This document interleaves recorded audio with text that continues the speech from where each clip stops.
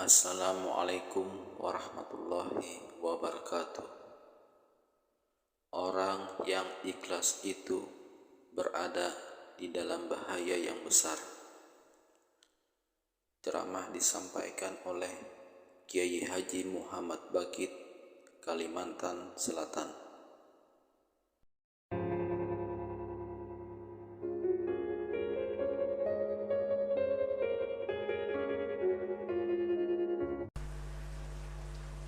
Nah, jadi orang yang ikhlas itu pun berada dalam khatar bahaya yang besar.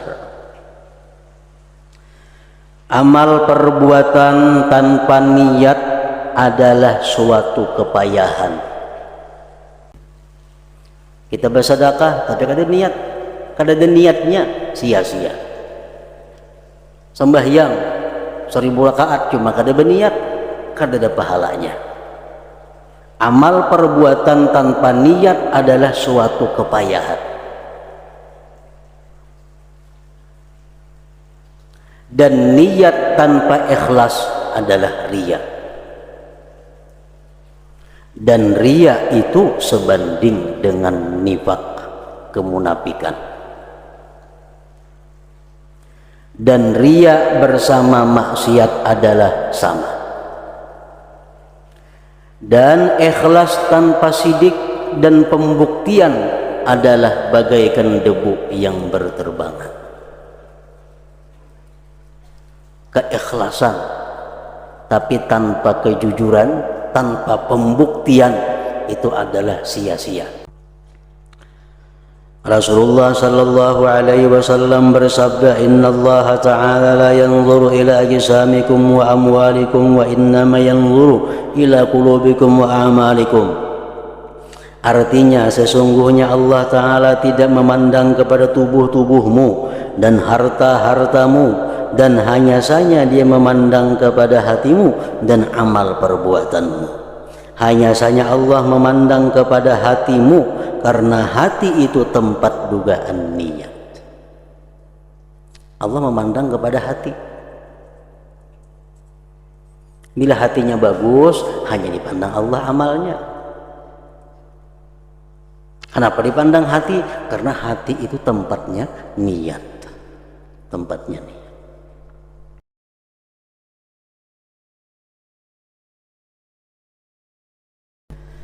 Manusia semuanya binasa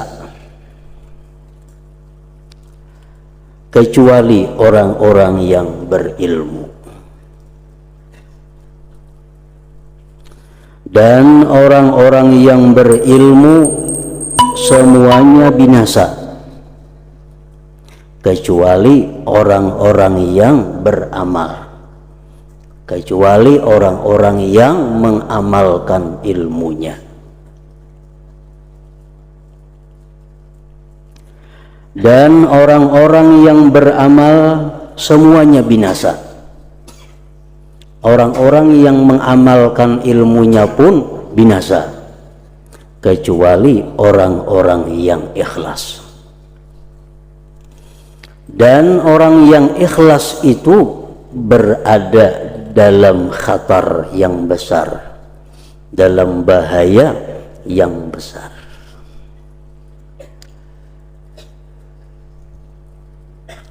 Sebab amal ibadah akan bermanfaat apabila mana dilakukan dengan ikhlas. Dan ikhlas itu akan bisa berguna, akan bisa bermanfaat apabila kita bisa mempertahankan keikhlasan itu sampai akhir hayat kita. Kita hari ini bersedekah berdasarkan ilmu, mengamalkan ilmu, ikhlas bersedekah. Nah, itu akan menjadi pahala apabila keikhlasan yang kita lakukan pada hari ini itu bisa kita pertahankan sampai akhir hayat kita. Apabila dalam perjalanan hidup kita keikhlasan itu rusak, maka di akhirat tentu tidak akan mendapat balasan di sisi Allah Subhanahu wa Ta'ala. Makanya hadis-hadis Rasulullah mengatakan, man jaa bil hasanati, barang siapa yang datang nantinya menghadap Allah dengan membawa amal kebajikan. Nah, berarti apa? Berarti amal kebajikan yang dilakukan itu bisa dipertahankan sampai kita mati. Banyak orang yang beribadah, banyak orang yang beramal baik, namun binasa di tengah jalan. Ada beberapa sebab yang sudah kita baca, kita ketahui dalam kitab-kitab yang dahulu, sebab-sebab yang menggugurkan amal. Antara lain seperti nadam, penyesalan. Penyesalan itu menggugurkan satu ibadah. Kemudian kita bersedekah 10 tahun yang lalu, padahal ikhlas sedekah kita. Sekarang kita baru sadar, dahulu aku memberiakan itu bersedekah, jakawah ini larang bener itu harganya. Nah, asal menyesal di hati ini menyedekahkan itu bahari. Nah, itu menggugurkan pahala 10 tahun yang lalu yang kita sedekahkan, walaupun itu ikhlas. Makanya tadi orang yang ikhlas itu pun berada di dalam khatar yang besar, dalam bahaya yang besar.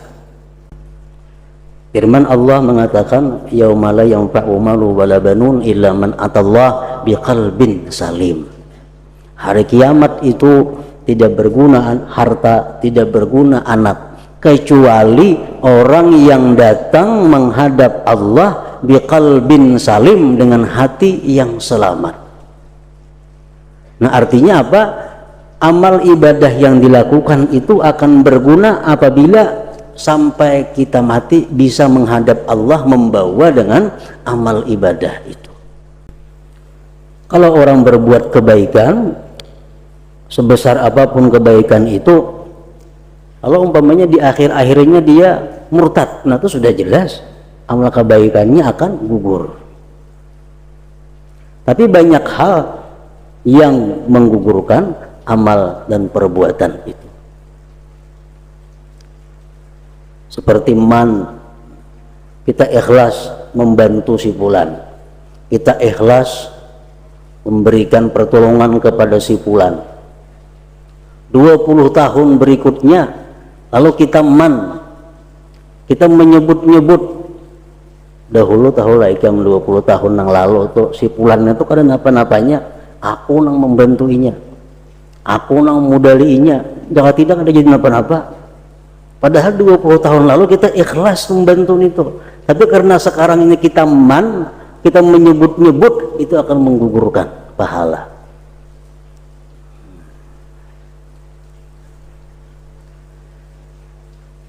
Nah, jadi orang yang ikhlas itu pun berada dalam khatar bahaya yang besar. Amal perbuatan tanpa niat adalah suatu kepayahan. Amal perbuatan tanpa niat adalah suatu kepayahan. Kita bersedekah tapi kada niat, kada ada niatnya, sia-sia. Sembahyang 1000 rakaat cuma kada berniat, kada ada pahalanya. Amal perbuatan tanpa niat adalah suatu kepayahan. Dan niat tanpa ikhlas adalah riya. Dan riya itu sebanding dengan nifak, kemunafikan. Dan riya bersama maksiat adalah sama. Dan ikhlas tanpa sidik dan pembuktian adalah bagaikan debu yang berterbangan. Keikhlasan tapi tanpa kejujuran, tanpa pembuktian, itu adalah sia-sia. Umpamanya dalam hati kita berniat dengan ikhlas, andai kata aku mendapat rezeki dari Allah 1 juta rupiah, akan kuberikan 50%. Nah, niat bulat di dalam hati dan karena Allah, itu ditulis sebagai pahala. Tapi setelah kita dapat duit 1 juta rupiah, itu diperlukan sidik pembuktian. Apabila dapat duit 1 juta tapi kada dibuktikan niat yang telah lalu itu, menamakan niat yang telah lalu itu adalah seperti debu yang berterbangan, kalau ada manfaatnya artinya. Dan ikhlas tanpa sidik dan pembuktian adalah bagaikan debu yang berterbangan. Allah Ta'ala berfirman tentang setiap amal perbuatan yang bercampur lagi disenangi dengan kehendak selain Allah.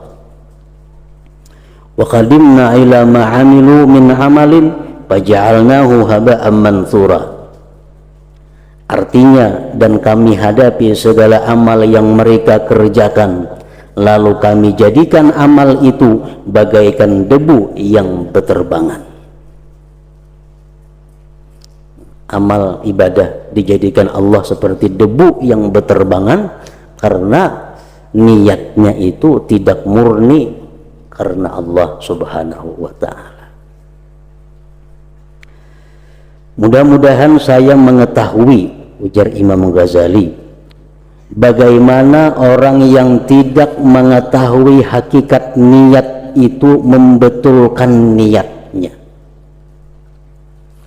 Orang nang kada tahu niat itu sebujurannya macam apa, kada tahu kayak apa hendak membujurakan niatnya. Makanya belajar kitab ini hukumnya adalah fardu ain bagi setiap orang muslim dan muslimah. Belajar kitab yang kita baca ini hukumnya fardu ain bagi tiap-tiap muslim dan muslimah. Kayak apa hendak membujurakan niat kalau maksud niat itu kada tahu macam apa arti niat.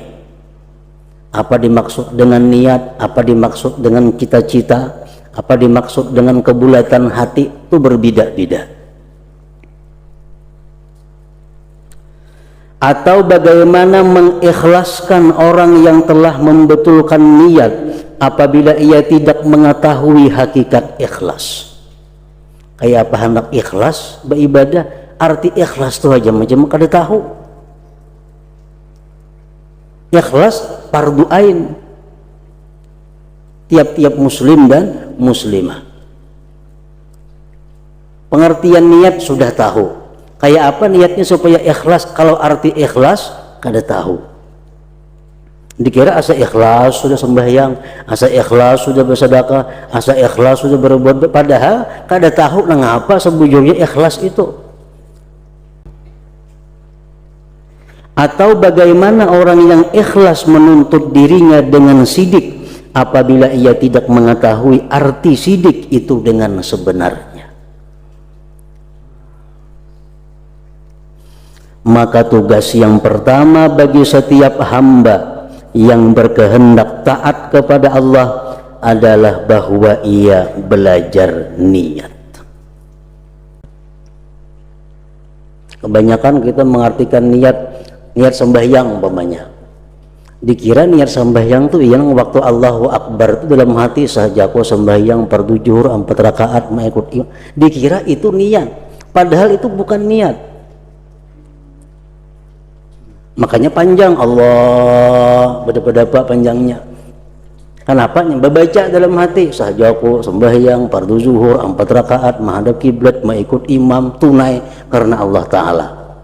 Nah dikira itu niat, padahal itu bukan niat. Bukan niat itu. Maka tugas yang pertama bagi setiap hamba yang berkehendak taat kepada Allah adalah bahwa ia belajar niat. Pertama-tama agar berhasil pengertian itu.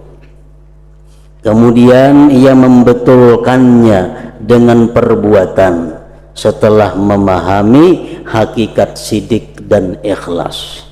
Yang keduanya menjadi perantara hamba kepada keselamatan dan kemurnian. Dan kami menyebutkan makna-makna sidik dan ikhlas dalam 3 bab. Bab yang pertama tentang hakikat niat dan maknanya.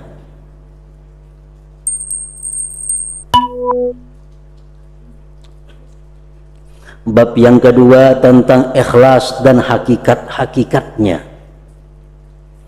Bab yang ketiga tentang sidik dan hakikatnya. Bab pertama tentang hakikat niat dan maknanya, dan di dalam bab ini penjelasan keutamaan niat, penjelasan hakikat niat, penjelasan bahwa niat itu lebih baik daripada amal perbuatan. Niat bersedekah lebih baik daripada bersedekah itu sendiri. Penjelasan mengutamakan amal perbuatan yang berkaitan dengan nafsu, dan penjelasan keluarnya niat daripada ikhtiar. Penjelasan tentang keutamaan niat, Allah Ta'ala berfirman, وَلَا تَطْرُدِ الَّذِينَ يَدْعُونَ رَبَّهُمْ بِالْغَدَاةِ وَالْعَشِيِّ يُرِيدُونَ وَجْهَهُ. Artinya janganlah kamu mengusir orang-orang yang menyeru Tuhannya di pagi hari dan sore hari, sedang mereka menghendaki keridhaannya. Yang dimaksud dengan kehendak itu adalah niat.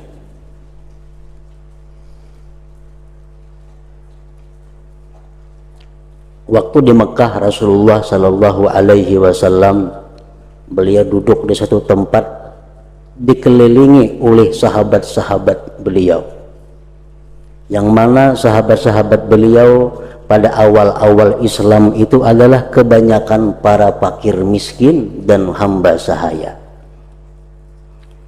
Duduk di dekat Rasulullah waktu itu ada Ibnu Mas'ud, orang miskin, ada Bilal, seorang budak, dan lain-lainnya. Datang orang Quraisy, tokoh-tokoh Quraisy. Begitu datang kepada Rasulullah, melihat di sekeliling Nabi ada orang-orang rendah, ada orang-orang hina, mereka mundur. Nah, mereka berpesan kepada Nabi, wahai, katakan kepada Nabi Muhammad, kami mau mendekati Muhammad asalkan dia mengusir orang-orang rendahan itu. Kami kada akan bergabung dengan bubuhan itu. Nah, Nabi kita sudah merencanakan itu demi untuk berislamnya tokoh-tokoh Quraisy ini. Nah, Nabi mau mengalahkan orang-orang fakir miskin ini, disuruh ke pinggir, tokoh Quraisy ini di hadapan Nabi dengan harapan beliau supaya mau masuk Islam. Tapi Allah kada mau. Tuhan wala tatrudil ladzina yad'un rabbahu. Dan janganlah kamu mengusir orang-orang yang beribadah kepada Tuhan pagi dan petang semata-mata menghendaki Allah Subhanahu wa ta'ala. Dan Rasulullah sallallahu alaihi wasallam bersabda, innamal a'malu binniyat wa likulli imri'in ma nawa, faman kanat hijratuhu ila Allah wa rasulih fa hijratuhu ila Allah wa rasulih, wa man kanat hijratuhu ila dunya yusibuha aw imra'ati yankihuha fa hijratuhu ila ma hajara ilaihi. Artinya, hanya saja amal perbuatan itu dengan niat, dan setiap orang itu mendapat apa yang ia niatkan.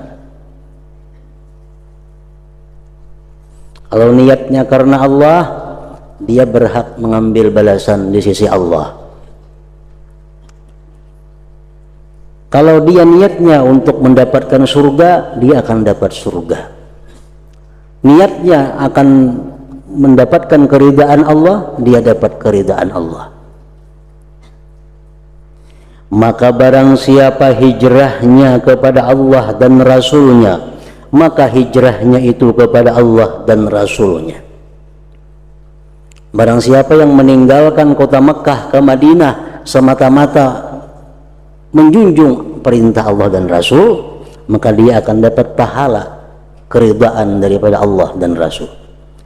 Dan barang siapa hijrahnya kepada dunia yang ingin diperolehnya atau perempuan yang akan dikawininya, maka hijrahnya itu kepada apa yang ia hijrah kepadanya. Jadi di zaman Nabi itu macam-macam orang yang hijrah ke Madinah itu. Ada yang hijrah ke Madinah karena mengikut Nabi. Ada yang hijrah ke Madinah karena kongsian usaha hijrah ke Madinah.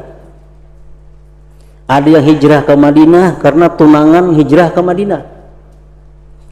Nah, jadi kata Rasulullah, siapa yang hijrah karena dunia, karena usaha, dia akan dapat usahanya. Siapa hijrah karena perempuan, dia akan dapat perempuannya.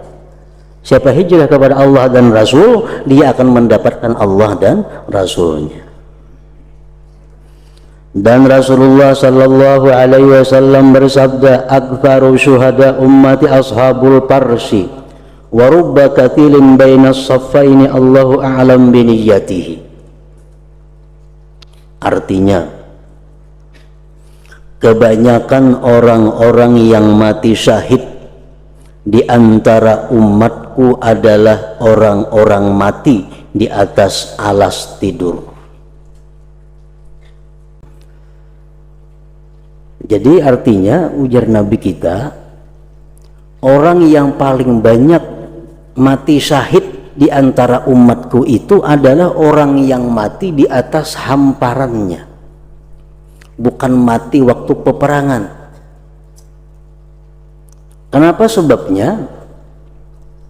Padahal biasa orang mati syahid itu orang yang berdarah-darah, dibunuh orang kafir. Tapi Nabi kita mengatakan bahwa orang yang mati syahid yang terbanyak di antara umatku adalah justru dia mati di atas tilam. Nah, kenapa demikian? Karena dia punya niat yang kuat. Dia punya niat. Niatnya apa? Dia punya niat, andai kata ada peperangan fisabilillah, aku rela mati di jalan Allah. Nah, niatnya kuat. Walaupun kada terjadi peperangan, walaupun dia mati di atas tilam, tapi dicatat Allah sebagai syuhada, sebagai orang yang mati syahid. Nah, ini kekuatan niat. Dan banyak orang yang terbunuh di antara dua barisan perang itu, Allah Maha mengetahui dengan niatnya. Banyak orang yang mati fisabilillah secara zahir ikut berperang, tapi Allah tahu hatinya. Ada yang perang sabilillah ikut karena mengunting hartanya. Ada orang yang empat perang sabilillah ingin balas dendam kepada musuhnya. Ada orang kafir kebetulan musuhnya. Pas ada perang sabilillah, kesempatannya membalas dendam, membunuh musuhnya itu. Nah, ini bukan karena Allah. Walaupun dia mati dalam perang itu, dia akan dikeluarkan daripada syuhada, orang-orang yang mati syahid. Nah, walaupun kita mati di atas tilam, tapi kita punya niat yang kuat bahwa andai kata ada peperangan, kita rela mati di jalan Allah. Nah, kita sebagai syahid. Makanya tadi niyatul mukmin khairun min amalihi. Niat seseorang itu lebih baik daripada perbuatannya. Jadi antara umat dahulu dan umat yang terakhir, umat yang terakhir ini bisa mengejar kekurangan-kekurangan daripada umat yang dahulu itu dengan niat. Dengan niat. Nah, kita punya niat yang kuat, andai kata andai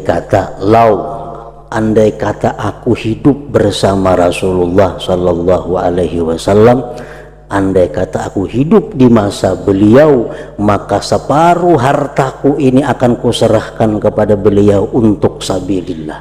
Nah, dicatat Allah bahwa kita menyumbang Rasulullah separuh harta, asal bujur-bujur niatnya mantap. Allah Ta'ala berfirman, "Iyurida islahi yuwaffiqillah bainahuma." Artinya, jika kedua hakim, jika kedua hakam itu bermaksud mengadakan perbaikan, niscaya Allah memberi taufik kepada keduanya. Maka Allah menjadikan niat sebab memperoleh taufik. Ini firman Allah, iyurida islaha yuwaffiqillahu bainahuma. Ini ayat adalah urusan maislah, mendamaikan orang yang berumah tangga. Ini rumah tangga sepulan lawan pulanah. Rumah tangga ini kada ada damainya, aur perang batangkar. Nah, sehingga oleh kedua belah pihak suami istri ini dicari jalan keluar kayak apa nang bagus supaya rumah tangga ini rukun, atau kayak apa caranya supaya jangan lagi bertengkar. Nah, lalu dicari dua orang hakam dari pihak perempuan saikung, pihak istri cari laki-laki nang saleh, dari pihak suami cari laki-laki nang saleh. Nah, ini dua hakam ini berunding kayak apa nang baiknya kula kita nang nina rumah tangganya aur macam ini aja.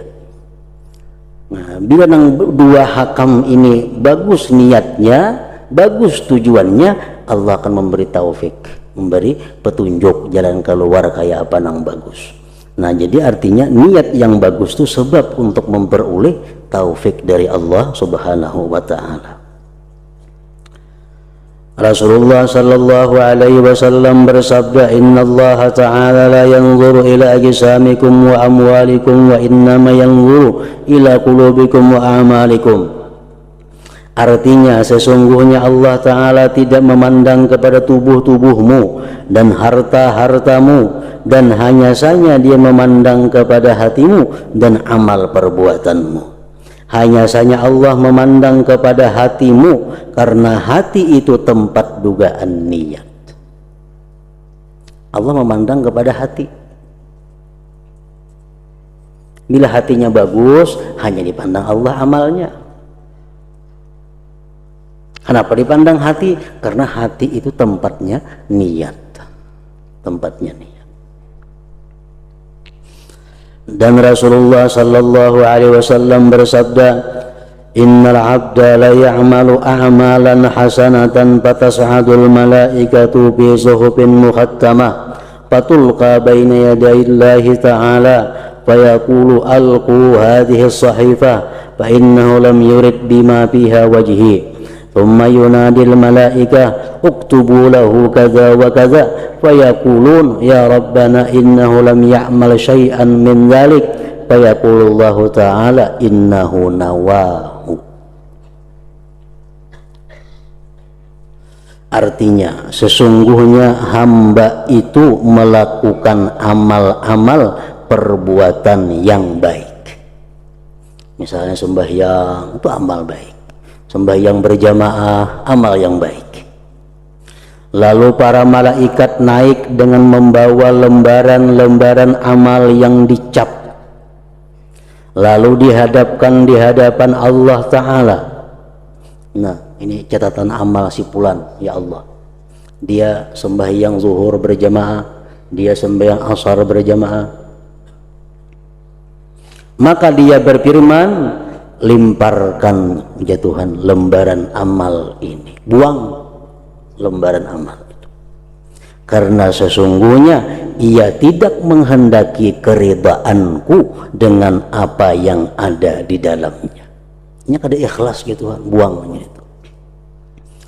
Kemudian dia Allah memanggil malaikat, ya Tuhan tulislah begini baginya ini dan ini. Ya Tuhan tulis pencuri, tulis ingin itu penipu. Lalu para malaikat berkata, sesungguhnya ia tidak berbuat sedikit pun dari yang demikian itu. Ya Allah, dia kada mencuri, dia di masjid sembahyang zuhur berjamaah, Jumat berjamaah, kada mencuri. Maka Allah Ta'ala berfirman, sesungguhnya ia telah meniatkannya. Mulai rumah sudah berniat hendak mencuri di masjid, nak menipu di masjid. Malaikat menulis coba ini sembahyang berjamaah, tapi Allah menulis hatinya, bukan sembahyang ditulis Allah, tapi dia sebagai penipu karena dia mengetahui hati hamba-hambanya.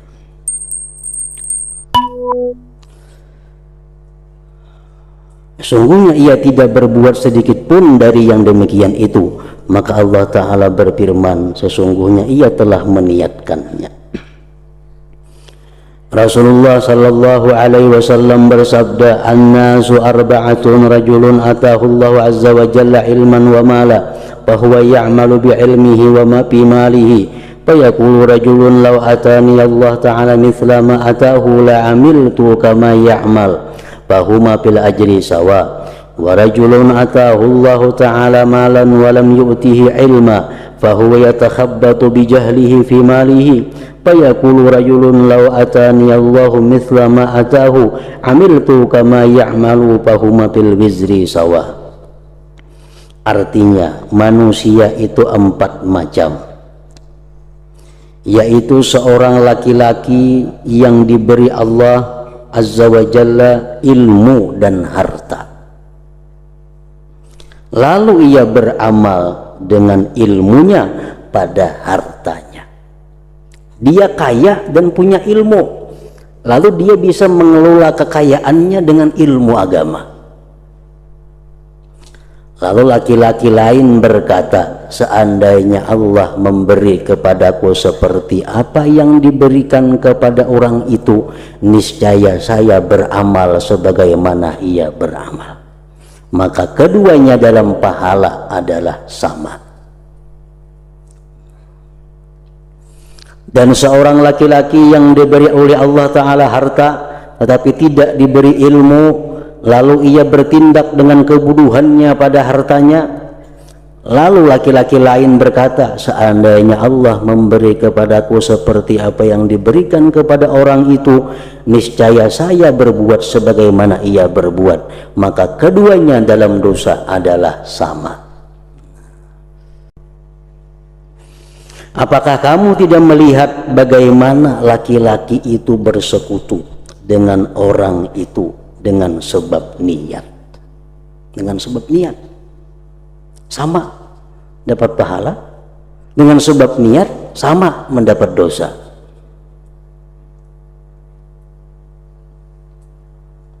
Orang ke masjid sembahyang berjamaah, nang saikung berjamaah ke masjid lillahi ta'ala, biasa bayar untung habis. Nang saya kong berjamaah di masjid tapi dengan niatnya ada di dalam hati, andai kata nang jadi imam ini nang Rasulullah, maka alangkah bahagianya aku mengikut dengan Rasulullah. Nah, dapat pahala mengikut dengan Rasulullah sallallahu alaihi wasallam karena niatnya. Nang saya kong kada terpikirkan itu dapat pahala 27 berjamaah. Karena saya pun berpikir, majakannya Rasulullah nih hidup jadi imam sembahyang berjamaah, aku ikut jadi belakang sidin, alangkah nikmatnya, alangkah senangnya sembahyang di belakang Rasulullah. Nah, luar biasa pahalanya orang sembahyang di belakang Rasulullah sallallahu alaihi wasallam. Nah, karena perbedaan niat, pahala pun yang didapat akan berbeda.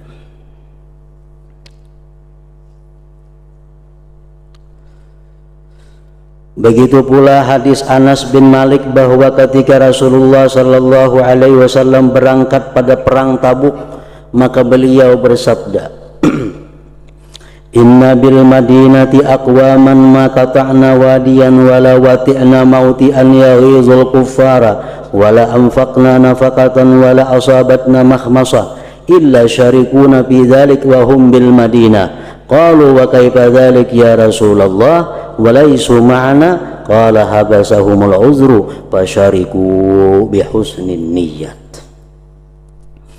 Artinya, ujar Nabi kita, sesungguhnya di Madinah ada beberapa kaum.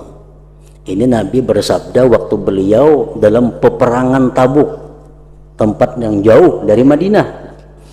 Ujar Nabi, di Madinah itu ada beberapa kaum di mana kita tidak menyeberangi suatu lembah dan kita tidak berjalan dengan suatu perjalanan yang dapat memarahkan orang-orang kafir, dan kita tidak mengeluarkan perbelanjaan, dan kita tidak tertimpa kelaparan, melainkan mereka bersekutu dengan kita pada yang demikian itu.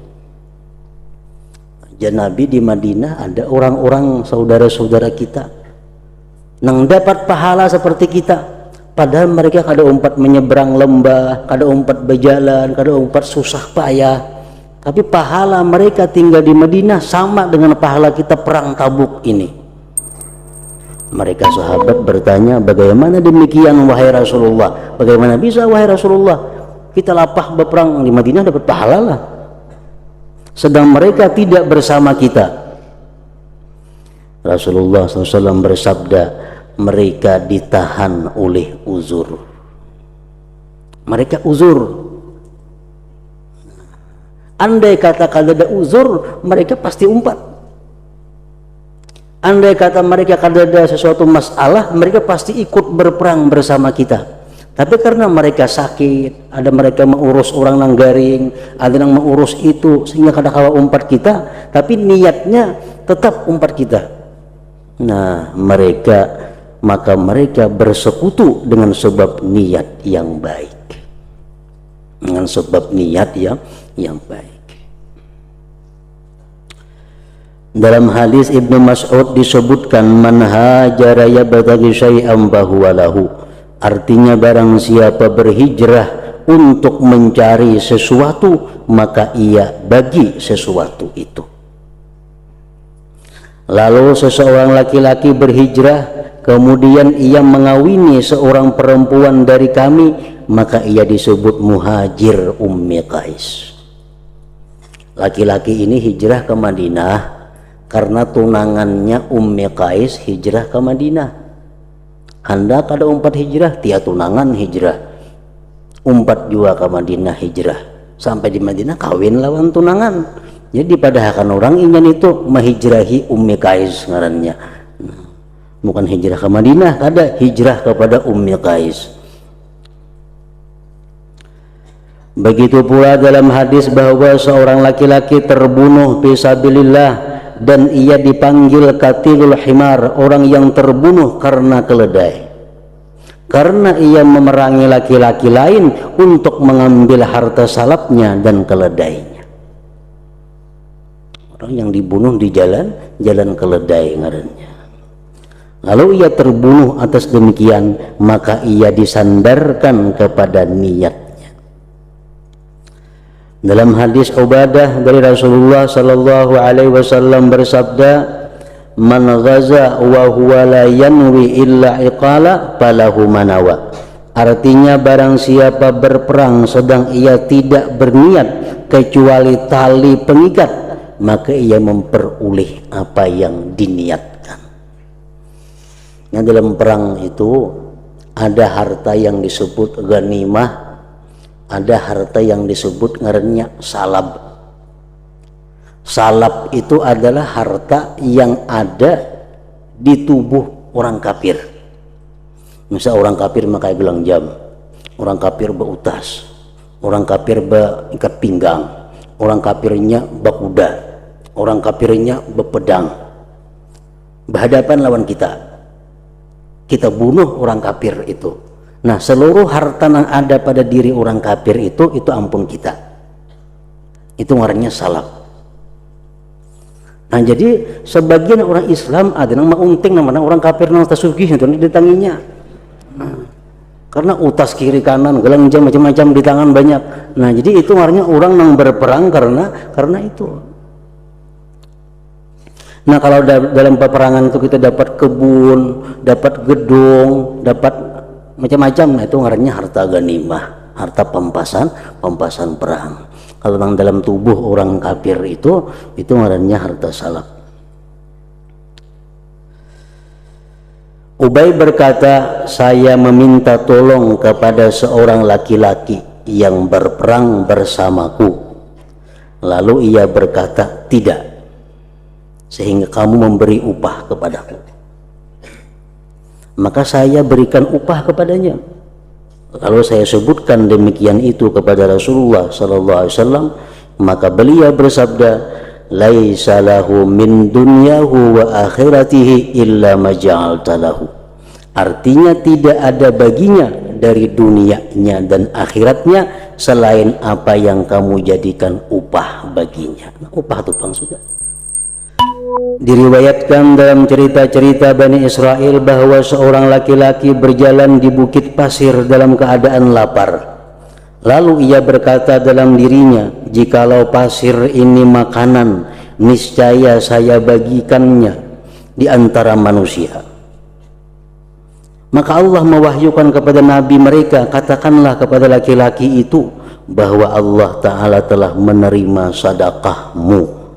Dia mensyukuri, Allah mensyukuri niat baikmu, dan dia memberimu pahala apa yang jikalau ia adalah makanan lalu kamu menyedekahkannya.